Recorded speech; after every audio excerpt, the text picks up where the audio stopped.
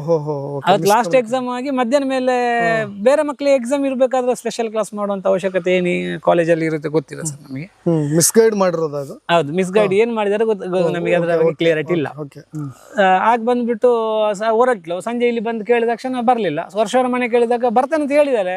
ಹೊಸ ಬಟ್ಟೆ ಸ್ಟಿಚ್ ಮಾಡಿ ಹೇಳಿದ್ಲು. ನಾನು ಸ್ಟಿಚ್ ಮಾಡಿ ಇಟ್ಟಿದ್ದೇನೆ ನೋಡಿ ಇಲ್ಲಿ ಅಂತ ಹೇಳಿದ್ರು.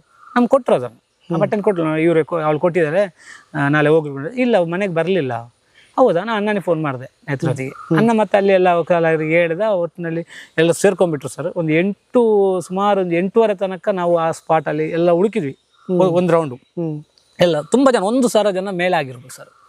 ಅಷ್ಟು ಜನ ಸೇರಿತ್ತು. ಅಂದ್ರೆ ನಮ್ದು ಎಲ್ಲರ ಪರಿಚಯ, ಧರ್ಮಸ್ಥಳ ಗ್ರಾಮದ ನಾವೆಲ್ಲರ ಪರಿಚಯ. ನಾವು ನೇತ್ರಾವತಿಯಲ್ಲಿ ಅಂಗಡಿ ಇದೆ, ನೇತ್ರಾವತಿ ಹೋಟ್ಲ್ ಇದೆ, ನಮ್ ಗಾಡಿ D ನಂಬರ್ ಗಾಡಿ ಇತ್ತು, ಎಲ್ಲರೂ ನಮಗೆ ಪರಿಚಯನೇ ಅವಾಗ. ಅಂದ್ರೆ ಧರ್ಮಸ್ಥಳ ಸಂಸ್ಥೆಯಲ್ಲಿ ಕಲಿತಿರುವಂತ ಹುಡುಗಿ ನೋಡಿ, SDM ಅಲ್ಲಿ ಕಲಿತಿರೋ ಹುಡುಗಿ.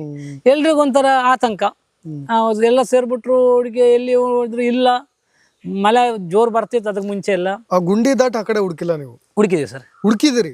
ಆ ಮೈನ್ ರೋಡ್ ಇಂದ ಇಳಿಯಕ್ಕಾಗಿಲ್ಲ. ನಾನೇ ಹೇಳ್ತಿದ್ದೇನೆ, ಕೆಳಗೆ ಹೋಗ್ಬೇಕಾದ್ರೆ ನೀರು ಭಯಂಕರ ಇದೆ. ಮತ್ತೆ ಅದಕ್ಕೆ ಹಿಂಭಾಗ ಬಂದ್ಬಿಟ್ಟು, ಹಿಂಭಾಗ ಒಂದು ರಸ್ತೆ ಇದೆ ಮೇಲೆ, ಒಂದ್ ಮನೆಗೆ ಹೋಗೋ ರೋಡ್, ಅಲ್ಲಿಂದ ಆ ಕಾಡಿಗೆ ಇಳಿದಿದ್ದೇವೆ.